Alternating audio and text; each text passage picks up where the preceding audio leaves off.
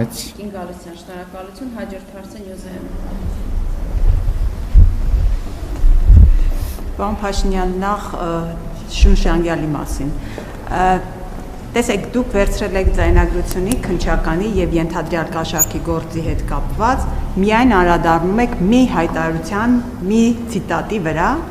եւ դա տեղայնացնում եք ամբողջ ձեր նշած ընդդիմադիր ուժերի վրա։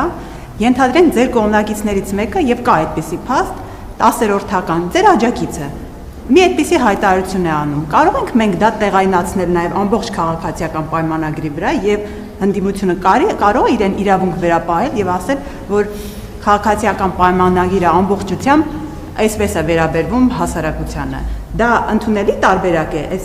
առումով խնդրում եմ ձեր գնահատականը։ Երկրորդը դուք պարբերաբար նշում եք Սամվել Կարապետյանը, վախենում եք, որ բոմժ կդառնա Սամվել Կարապետյանը, երեք նա անդրադարձել է դրան եւ նա ձեզ ասում է դուք կներեք, ցիտում եմ իրեն, դուք բուժման կարիք ունեք։ Եվ երրորդ հիմնական հարցը ձեր խաղաղության օրակարգի մասին եմ ուզում խոսեք, դուք ասում եք խաղաղություն ենք բերել, Ադրբեջանի հետ խաղաղություն ենք կառուցում, բայց նույն Ադրբեջանը մշակութային ցեղասպանություն է իրականացնում Արցախում եւ եկեղեցիները հիմնահատակ ավերում։ Սա է խաղաղությունը, այսպիսի խաղաղություն ենք բերում։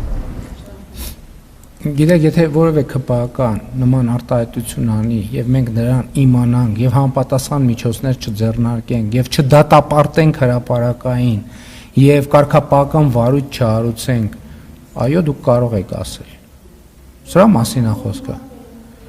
Եվ սրա մասին կարա տեղի ունենա, բայց մենք կուսակցությունը դիրքորոշում արտահայտում է դրա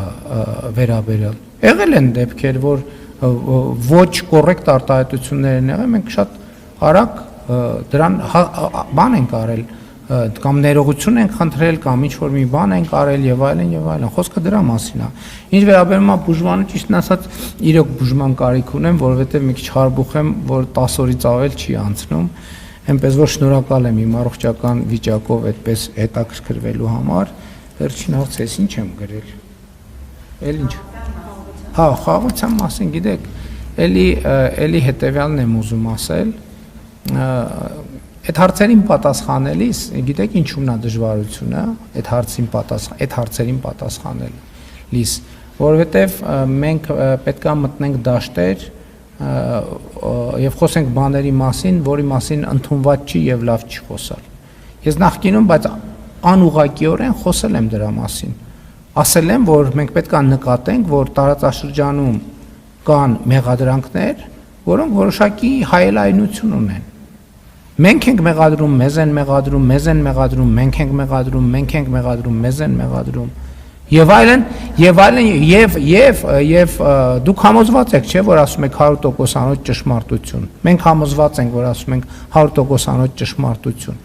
Այն մյուս կողմն էլ է ասողը համոզված է, որ ասում է 100% ճշմարտություն։ Եվ խնդիրը հետեւյալն է, որ այդ տրամաբանությանը պետք է մի օր կանգ առնել, պետք է վերջ տալ դրան։ Եվ այստեղ է, որ տարածքային ամբողջականության եւ ինքնիշխանության ճանաչումը դառնում է առանցքային գործոն։ Հակառակ դեպքում այդ process-ը կարա գնա հավերժ եւ մենք տեղ չհասնենք եւ այդ պատերազմի կոնֆլիկտի ցիկլը չհաղթարենք։ Էլի ուզում եմ ասեմ, պատերազմները, այդ թվում Ղարաբաղի շարժումը առաջին հայացքից շատ անմեղ բաներից է սկսել։ Հետո դարձել է մի իրավիճակ, երբ որ երկրների ու ժողովուրդների ճակատագիրը արժեցել։ Ես կարծում եմ, որ մենք պետք է կանգ առնենք, բայց դա չի նշանակում այդ հարցերը չքննարկել, նշանակում է այդ հարցերը քննարկել այլ մթնոլորտում, այլ տրամաբանության մեջ։ Եվ իմիջիայլոց ես ուրիշ բան եմ մտածում։ Ես Հայաստանի Հանրապետության վարչապետ եմ եւ ասում եմ, իսկ Հայաստանում կան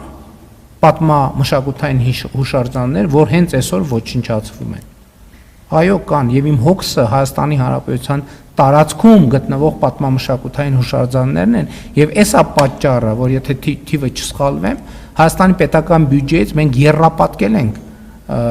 միջոցները։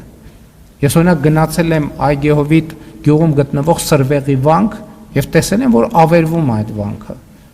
Վերադարձել եմ հանձնարարական եմ դրվել վերականգնել։ Գնացել եմ Բջնի եկեղեցի, տեսել եմ պատը քանդված է։ Վերադարձել եմ հանձնարարական տվել պատը բան անել, գնացել եմ բջնի ամրոց, տեսել եմ, որ ամբողջը ծառերով փակված է եւ ճանապարհել գոյություն չունի։ Վերադարձել եմ հանձնարարական եմ տվել, որ կառուցել։ Ես Հայաստանի Հանրապետության մեր աչքի իմիջայլոց ամրակից գյուղում գտնվող ռուս ուղափառ եկեղեցին ես մտել եմ եւ տեսել եմ, որ Ավերման եզրին է ռուս ուղափառ եկեղեցին։ Վերադարձել եմ հանձնարարական եմ տվել, որ պատմամշակութային արժեքը վերականգնվի եւ վերականգնված է, ուրախ եմ, հույս ունեմ այն օր չհասցրեցինք մտնել, առաջիկա մի առիթով կգնանք եւ կտեսնենք ինչա վերականգնման արդյունքը։ Մի քանի վայրկյան է մնացել։